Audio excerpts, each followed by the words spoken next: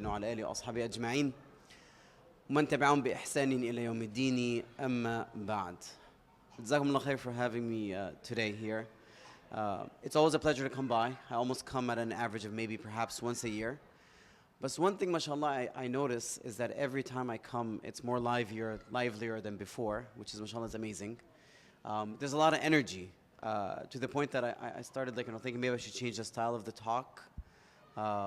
Usually this is a very theoretical based, but I think I might do I was thinking, should I do this like a more of a practical practice? But then practicing conflict resolution is not exactly the best methodology in a short period of time. So inshallah, due to the, I think what I understand is usually the talk is about what, 30 minutes to 45 minutes? Is that right? So with that being said, conflict resolution is really a huge topic, right? It's not something that is, can be covered in 30 minutes or 45 minutes. To be honest, these tend to occur either in workshops or in several consecutive sessions. Sometimes even maybe about 10 sessions. I was talking about 10 hours. This kind of to dig deep and kind of understand how things work. But inshallah, hopefully in the short time, we can take some anecdotal kind of little pieces here and there to inshallah hopefully at least gain some form of benefit from those things. Now that being said, conflict, when we talk about conflict, in the modern time, we realize how important it is that we address the topic of how we should be able to deal with conflict. Wherever we look in any sort of anybody's life or path of life, whether it's at the individual level or family level or societal or even international, there seems to be always some sort of conflict. And understanding how to deal with them, whether at the individual or family level or above, is really important. Especially when it comes to Muslim families. We tend to hear a lot of things that are happening or issues that occur between whether the spouses or between the parents and the children or between siblings, whether it is the sense of perhaps maybe the spouses feeling that they are disconnected from one another or not understanding one another, which results in conflict, or perhaps maybe what's considered a generational gap between either the grandparents and the grandchildren, or even the parents and the children, especially if the parents are individuals who came from a different culture and their children are raised in a different culture, then there seems to be a bit of a misunderstanding, and dealing with them in the wrong way would generally result in tension, in conflict. So, but we have to understand, I'm going to mention this first, because this is Sheikh Muhammad had mentioned this before in the snippet that he kind of sent today about the shaitan leaving and stuff like that. And it is true, subhanAllah. Conflict, it is a normal part of our life, and we should understand that it's not something that is abnormal, and it's not something that we should fear and run away from. What we should be aware of is that the shaitan can utilize that as a tool, right? So conflict in itself occurring is not a problem. But the danger of it is if we fall as prey to the shaitan's steps, that he can lead us or use this as a tool to greater goals, which essentially is causing a separation or a rift, whether between friends or family members. And this is something that's been clearly stated by the by the Prophet ﷺ, in several occasions, several different hadith in different ways. For example, when it comes to spouses, the Prophet ﷺ mentioned the hadith of how the Prophet ﷺ mentioned the hadith of how the shaitan, Iblis, placed his throne on the water, almost kind of emulating or imitating Allah subhanahu wa ta'ala. Right? And how he would bring closer to him the shaitan that would cause the most havoc or most fitna. And he would talk to these shayateen and ask them, what did you do? So one would say, I did such and such, and he'd be like, you did nothing, right? And then the other person would say, or the other shaitan would say, oh, I did this and this, and he said, you done nothing. Until one of the shayateen, he would come and he'd say, I separated between a man and his wife, and I did not leave them, I guess cause it a rift, and I did not leave them until they separated. And so the shaitan would say, udnu, anta, right? He says, you're the one, right? So this tells you how dangerous it is if we leave those conflicts undealt with, what it can result in. Because you have to remember, the goal of the shaitan is to dismantle the fabric of society. Because with dismantling of that fabric of society is the downfall of many things, whether it's moral values or ethics or even religious things, because then the community is not knit together properly. And the community naturally is formed from family members. The basic subunit is a husband and his wife and children. Similar when it comes to also the friends. When you cause a rift between friends, and also that causes a dismantling in relationships in society, that's also detrimental. And there's a hadith narrated in Sahih Muslim also, where the Prophet ﷺ said that the shaitan gave up on the worshippers from worshipping him, and musallin, the people who pray salah, from worshipping him in the Arabian Peninsula. وَلَكِنْ فِي التَّحْرِيشِ بَيْنَكُمْ. Right? However, he still has hope in causing conflict between amongst yourselves. So this tells you this could be utilized as a tool. And so we have to have that in mind, and this essentially is part of the reason why we have to be mindful and not walk into those footsteps. Now, once again, does that mean that conflicts do not arise, or all conflicts are from the shaitan? No. It is very normal, once again, for conflicts to arise, simply because we have different thoughts, different preferences, different inclinations, different desires. And when they conflict with one another, this is where dispute happens. Right? You want one thing, your friend wants something else. Well, we did this last time. Well, no, this is my turn. It happens between spouses. It happens between siblings. Right? This is very normal. But the matter is, how do we deal with it? That is the whole issue with this. Now, that being said, even the Prophet ﷺ had episodes of conflict with his spouses. The reason I'm mentioning this is because we need to understand that there's, we're not in Jannah. Okay? In the end, we're not in Jannah, where there's no hatred, or there's no conflict, or there's no jealousy, or any of those things, or there's nothing in the hearts have been purified. We're not in Jannah, which means naturally conflict will arise. And so that included even the household of the Prophet ﷺ. Right? Even that. And on several occasions, things like that would happen. One example that comes in mind is when the Prophet ﷺ had guests over at his house, and one of the other mothers of the believers sent her servant with a plate of food in the house the Prophet ﷺ was in. So essentially, the Prophet ﷺ was with one of his spouses in the house of his house. Another spouse sent food with her servant. And when the servant came in, his wife, whose house he was at, essentially what she did, she struck the hand of that servant, resulting into the plate with the food falling and breaking. Now, I want you to imagine if this happened to one of us in front of guests, what would our reaction be? Right? Would it be of composure? First of all, there's always this sense of shame. Is that right or wrong? طيب. Ladies and gentlemen, I see a lot of blank faces. I don't like sleepy classes. I don't like sleepy lectures. So I'm going to change things a little bit. So when I ask a question, I expect a answer. Can we agree on this? Type. And be honest.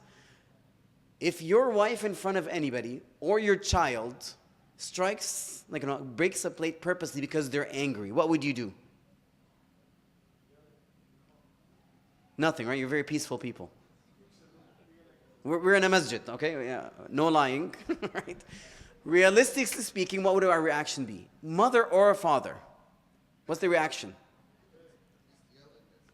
Well, yelling would be the least, short of hanging them, right?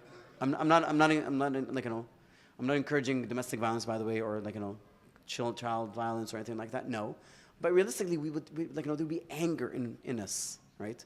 And we'd want to do something. We'd shout. We'd be embarrassed in front of our guests, how dare my son do this?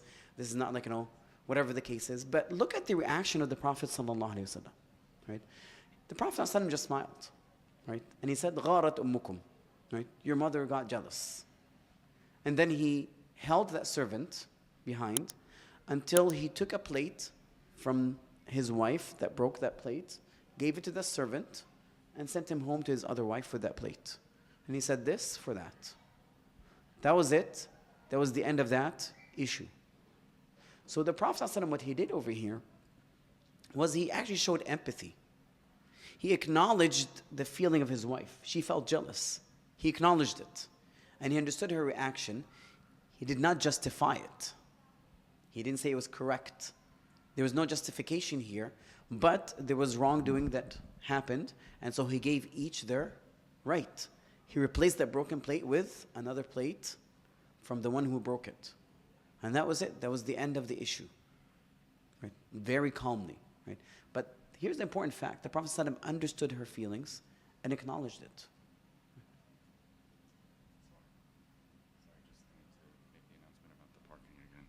I'm very, very sorry. But anybody who's parked on the basketball court blocking other cars, please move your cars. I think they said there's 4 cars now. Okay, they've increased in number. So there are 4 cars now that are on the basketball court that are blocking others. Please, if anybody is able to, please move them. Sorry. So speaking of conflict resolution, do you guys have what's your process of dealing with this? What's the masjid process of dealing with this? You turn over the cars? طيب. I'd like to see the ability to do that, mashallah. You guys are very strong people in this place. Allahumma barak. طيب. It's in the basketball court, right? I just hope the basketball doesn't break their glass. That's warning. طيب. Another example of where the Prophet ﷺ had something like that also, like a spousal conflict in his household, is that one time Abu Bakr as-Siddiq, and this is narrated by Imam Ahmed rahimahullah in his Musnad, and is also mentioned in Sunan Abi Dawood. Abu Bakr as-Siddiq was passing by to visit the Prophet ﷺ. And as he's passing by the home, he actually heard Aisha yelling at the Prophet ﷺ. Now I want you to put this in perspective. Who's being yelled at? The Prophet ﷺ. The one who is the perfect example of human behavior. The most highest of, who expresses the highest level of compassion and mercy, and the most, he resembles the epitome of human relationships. Yet Aisha radhiyallahu anha, what was she doing? She was yelling at the Prophet ﷺ for whatever reason. But this also shows you, by the way, the Prophet ﷺ, when he interacted with his wives, he did not interact as a prophet. He interacted as a husband. Because on any normal day, a person who yells at a prophet, that's an act of disbelief. Right? We have to be very careful. That's an act of disbelief. So, of course, Abu Bakr as-Siddiq, when he heard that, that terrified him. He walked in and he almost grabbed Aisha radhiyallahu anha. And the Prophet ﷺ, what he did was he came in between Abu Bakr and Aisha.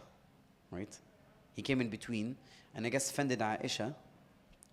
Fended off Abu Bakr as-Siddiq and protected Aisha. And when Abu Bakr as-Siddiq left, the Prophet ﷺ is the one that initiated and reached out to gain her pleasure. And he told her, do you not see how I protected you from that man? Right? Now remember, who's initiating over here? He was getting yelled at, but he initiated getting her pleasure back again. Right? This is another way how the Prophet ﷺ dealt with it. Now, one can think there is no reason for the Prophet ﷺ to be yelled at, because we can never think of anything like that. But in the end, it's human behavior, right? People do get upset, get frustrated. Things happen, but it's how we deal with it. Right? So with that being said, a couple of things I wanted to mention before we kind of go on and just give you the outline is that just because we disagree, one thing we mentioned is because we disagree doesn't mean we have to fight. Just because we disagree doesn't mean we have to argue. Okay? Disagreement does not necessarily result in conflict. It doesn't. Now, the other thing we have to remember, if we're talking about a household, right, whether it is spouses together or parents and children, remember that this unit is a team. Like this unit is an institution, and we should treat it that way, and we're supposed to work together, not against each other. Now, of course, this is sometimes, it's a lot easier to remind spouses of. Takes a lot more effort to convince the children of.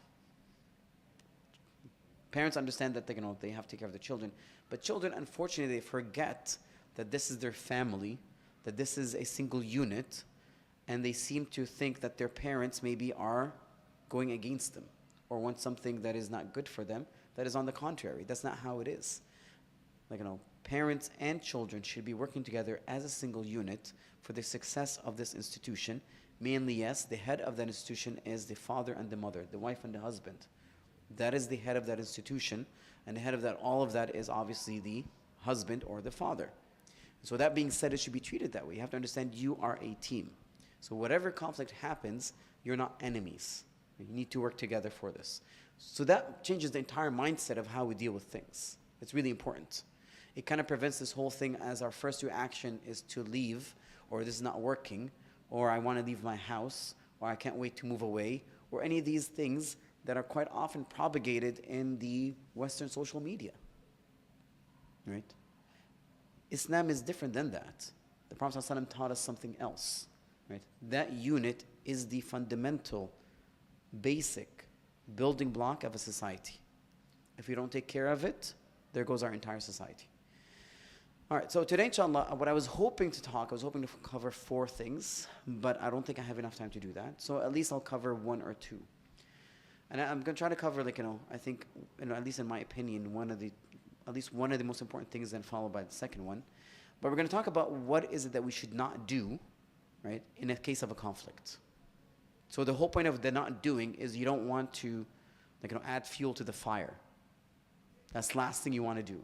You don't want to add fuel to the fire. So these are things that you should not do in a case where there's a conflict. It doesn't matter who that conflict is with. Okay, maybe some of these examples are a bit more tailored toward, spouses, a husband and a wife, but they're equally, applicable in any sort of relationship. The second thing, I guess, I'm going to mention the 4 things and we can address them as we come along, inshallah.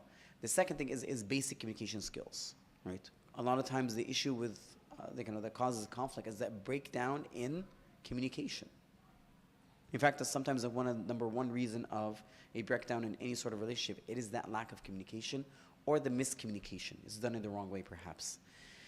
Now, the third topic usually that we kind of address is the dialogue, how to form a dialogue. And the last one is how to problem solve. Essentially, in a nutshell, when we talk about the art of conflict resolution, those are the main core things that are discussed. But once again, I don't think we're going to have enough time to cover all of them, so at least we'll take some highlights from them. All right? So the first aspect is what not to do. Okay?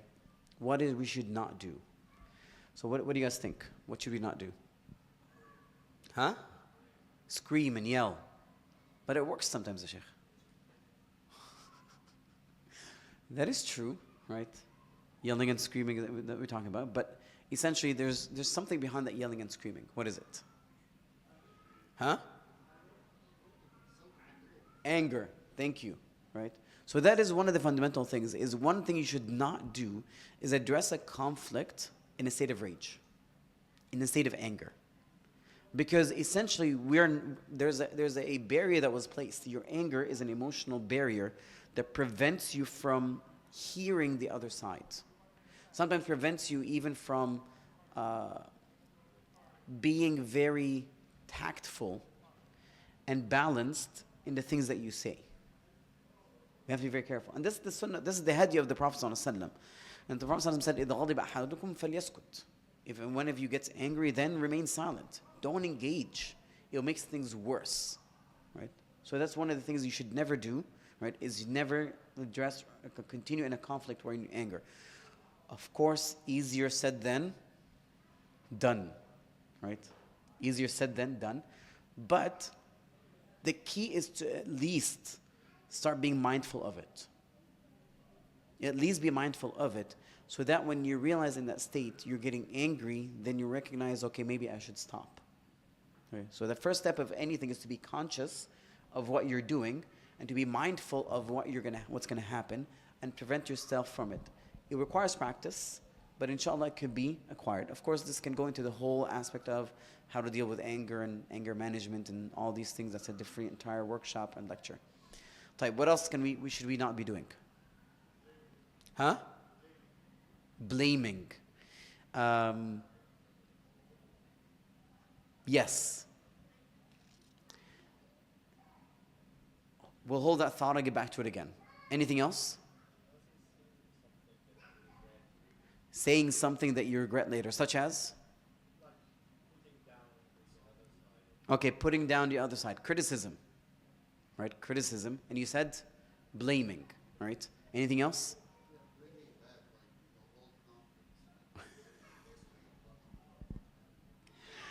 Bringing back old conflicts. I'm laughing for a reason, ya Sheikh, right?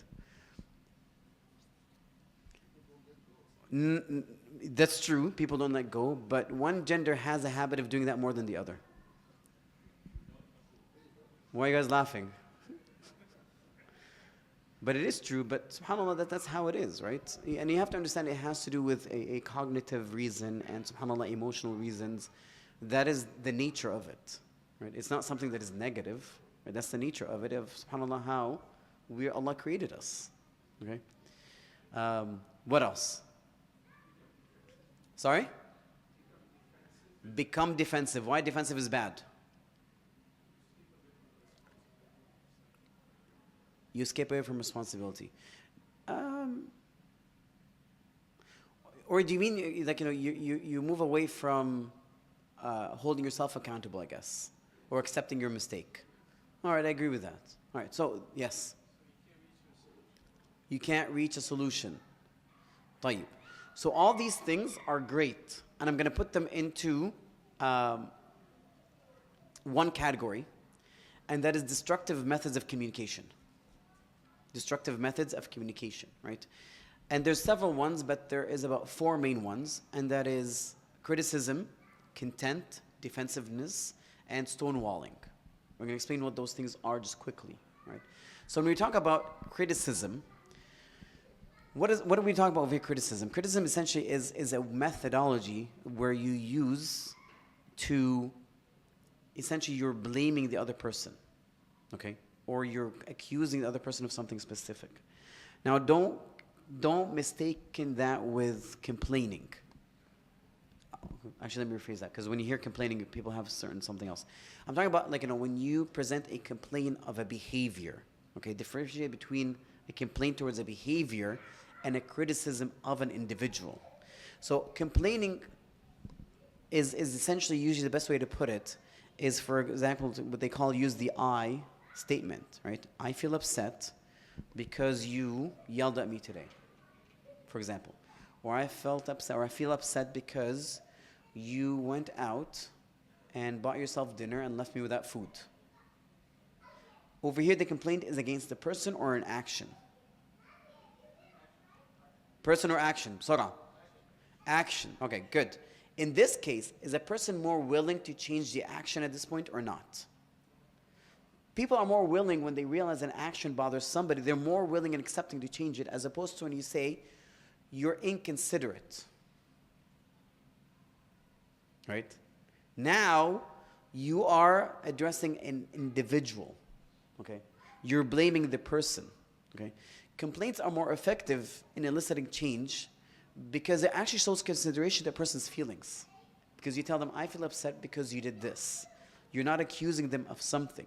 Right? Criticism doesn't do that. Criticism does the opposite. Right? It does something detrimental. When you criticize, you're saying that it is that individual that you don't like. Right? Essentially, that's what it means. So criticism does not work.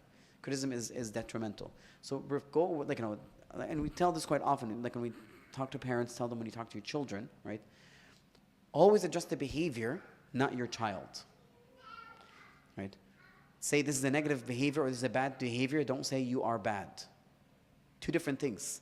Like, trust me, mentally, that child will grow up thinking that they're bad, as opposed to that this behavior is bad. Right? Mentally, we're able to separate between both. And if you don't, you have to point that out. This is really important. Similarly, as adults, when you say call a person a specific name, you're calling them with specific characteristics, they're not willing to change. They're going to be defensive, essentially. You put them down. Leads to many other things, whether it's low self-esteem or whatever the case is. So criticism is a inappropriate way or destructive method of communication. All right, the second one is contempt.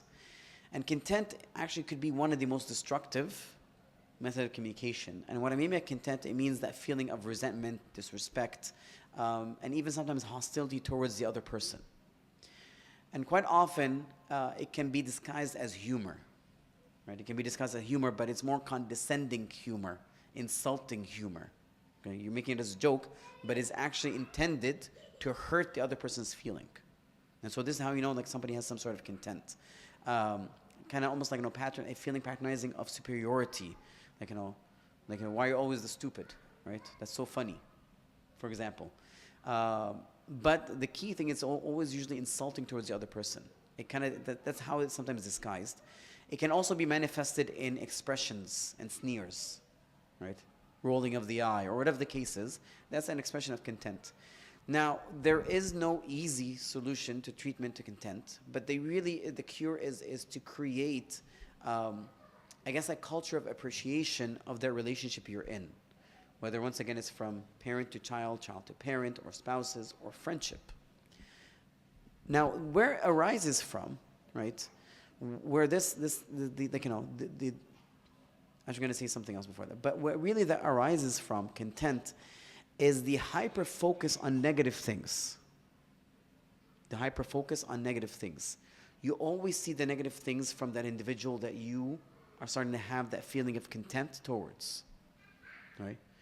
And then you tend to think always, that word, always, or you never, right? You always ignore me. You never do anything good for me. You're always thinking about yourself, right? That always and never is a fallacy. It does not exist. But it does affect our psychology, right? So we should always get rid of those terms. If we notice that we're thinking about these things or have that logical fallacy, then we need to kind of move it away, right? Because when you describe whether it is our spouses or our children, right? That is destructive, extremely destructive, right? Because essentially you're accusing them of something, right? Now, what is the solution for that?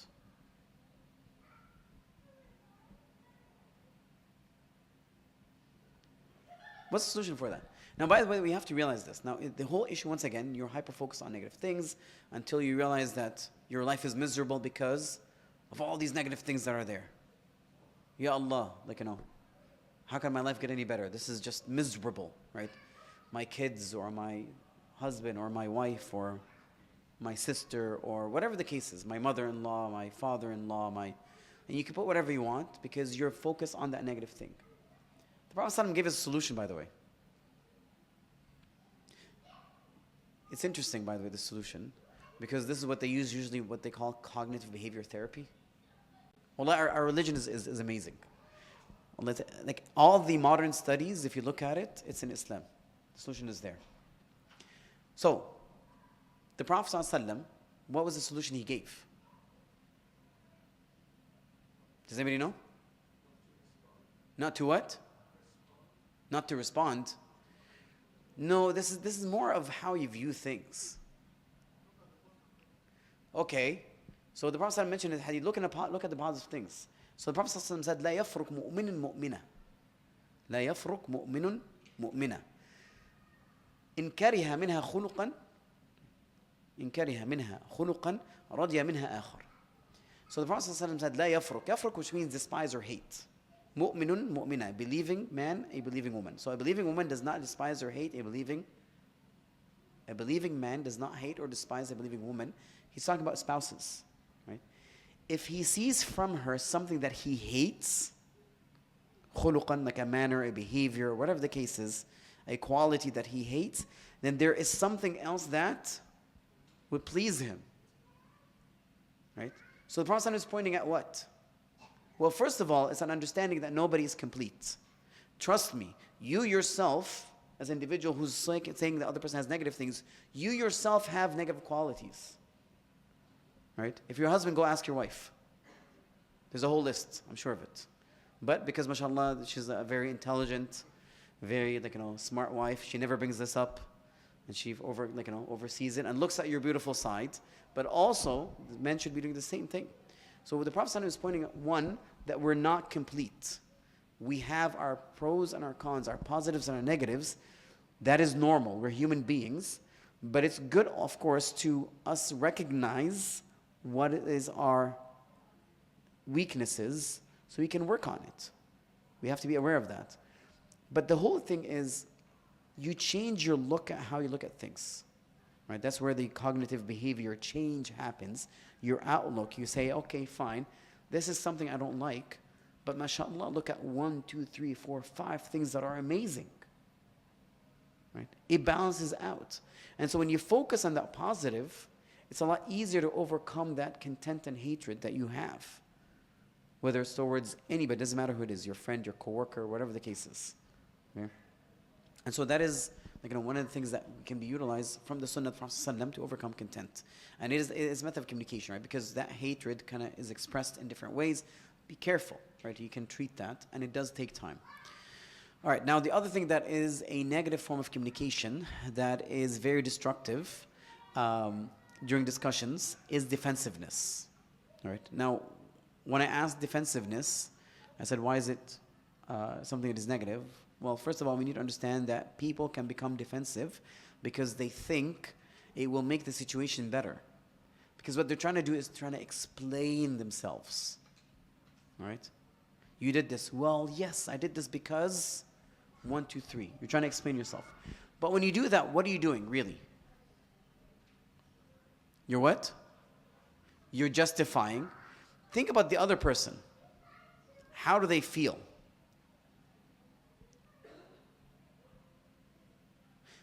If you're being defensive, are you acknowledging your mistake?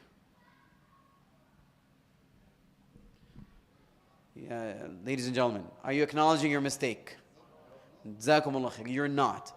So that person who has been hurt perhaps or upset with your reaction, when they bring it up and you validate your reaction, what did you just do?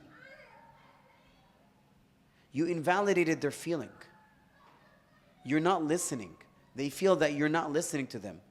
You're not validating their feeling. You're not acknowledging your mistake. You're saying, I did no wrong. You should not feel that way. Okay? That is not a right way of communication.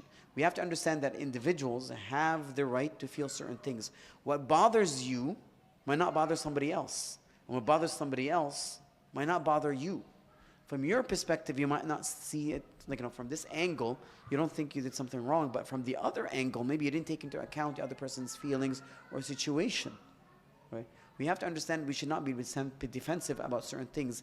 It's better, because when you do that, it makes it seem that you haven't listened or you ignored the other person. Sometimes just saying, yes, I understand, can then stop an entire argument. Yes, I understand why you see it that way. Did I agree with them? Did that phrase show agreement? No. You just said, yes, I understand how you're feeling. Right? It shows that you listened, you're not being defensive. You're not saying, why are you feeling this way? No, I understand why you see it this way, or I understand why you feel that way. Right? So that's something that's important. It's also important to admit your mistake. I'm sorry I made you feel that way. Okay? Because realistically speaking, by the way, statistically speaking, in any sort of dispute, we at least have a 30% share in the error. Statistically speaking. So we have to realize, are we individuals that we feel that we're always 100% right? We all have those in our lives, right? Individuals that feel that they're 100% always right, and all blame is placed on you or on the other person. That does not exist. Right? Statistically speaking, we are 30% most of the time at fault. Something went wrong. We might not even recognize it or realize it, but here, this is where communication happens. You should not become defensive. Just use words such as, I understand, or explain it to me why, right? Oh, I see this. I'm sorry it made you feel that way, right? This is not what was meant. My intention was 1, 2, 3. That's it. As simple as that. Now, once again, this can only be done if anger is not there, right? Or defensiveness is not there. So that is with communication. Now, one last thing I'm going to mention about what not to do is not to run away from the conflict. Not to run away from the conflict. That's really important. Avoiding the conflict can sometimes backfire. It would fester and be in there and it grow into a size that sometimes is not manageable. But when I also talk about when I talk about running away from conflict, we have to understand that there is different ways of doing it. One is actually not engaging in the discussion, but two, there's what's called emotional detouring styles. So emotionally, you do certain things that would move away from the conflict. You don't address it. Right? So there's several, several ways of doing this. The one common method is a bit more aggressive. That is the fight. Right? That's an emotional detour. Right? So somebody brings it up, and all of a sudden you just fight because you feel that, by dominating the other person or the situation, you're going to stop it. But in reality, this is a detour. You did not solve the conflict. Did that solve the conflict? It didn't. Yelling is one of those things. Resorting to yelling, and we're all guilty of it. Right? We think if we yell, we can overpower the other person, and they can hear us. But this is not the best way to doing it, because essentially it is a detour. You're not addressing the conflict. You're just settling it. You want to escape from it. The other method is the opposite. It is the flight. So you have to fight, you got the flight. And in this one, a person attempts to avoid, right, the conflict completely, right? Just move away from it, not address it. Either they distract themselves or they run away from that situation, right? Now, this methodology can eventually perhaps sometimes result in some sort of anxiety issues, right?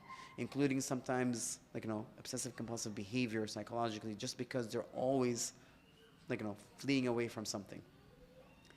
The third method is freezing, or the third emotional thing is freezing. Those individuals, essentially, they're unable to act or make a decision. Conflict happens, they freeze. They're not addressing it. The other person's there trying to talk, they just kind of freeze. And that is also not something that is good. We have to be conscious if we behave that way or not, because it can lead also to anxiety, right, eventually, or some sort of a panic attack when they feel, okay, something's happening, I can't move, I can't do anything, right? So they can lead to that kind of panic attack. Now, the last one I'm going to mention, which is an emotional detour, which is a way of running from conflict, it is submission. Those individuals, what they do is they are overly accommodating, and they give in too easily, right? Halas, it's okay, I'm sorry, do whatever you want. Here, take, right? Now, this tour can also lead to depression, because those individuals are never able to get what they want, right? Their needs are not met. Their expectations are not met because they're always giving in to the other individual. Okay, so those are the destructive methods of what you should not do in any sort of conflict. What time did we start? We started at 8? طيب. I'm going to mention one thing of communication we should not do, which I kind of forgot, which is stonewalling. Do you guys know what stonewalling is? Huh? Say, talk to the hand. Exactly. Well, it's the best phrase to say. Since you talk to the hand, right?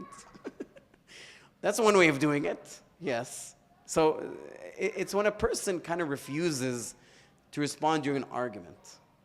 Now, they're not refusing to respond because they say, hey, listen, I'm angry, give me a few moments. But they just don't want to engage. They simply just walk away. They don't want to engage. Essentially, talk to the hand. Right? I'm not talking. I'm not here. Right? Now, the other person at the other end of the stonewalling will find this very, rude but infuriating. It'll make them even more angry, more frustrated. Right? It doesn't help with the conflict at all. And the person stonewalls because they think that this will end the conflict. I don't want to engage. That's it. But it's also a way of running away, essentially. Okay, but it actually makes the things worse. Another way sometimes people stonewall without knowing is by avoiding necessary complaints, meaning when they're bothered with something. So this is the other way. It's not saying I'm not going to engage. Don't talk to me. I don't want to talk to you. They themselves don't engage in the conversation. They'll say, I'm not going to bring it up because I don't want a conflict to happen. Okay, so if something is bothering them or they're upset about something, they'll say, you know what, what's the point? Just forget about it. Now, I want you to imagine this person does this a lot. What happens eventually? They say, I'll let it go, right? But does it ever go away? Not 100%. It's hidden. It festers inside. Eventually, what happens? A blow-up happens, right? But by that time, this person develops a lot of hatred and contempt towards the other person because they kept bottling in, and it explodes, right? And this is a methodology of stonewalling that people don't recognize. So it's not just saying talking to the hand, but you yourself don't engage in a conversation because you want to avoid a conflict, right? That is not healthy either, right? So these are things you should not do.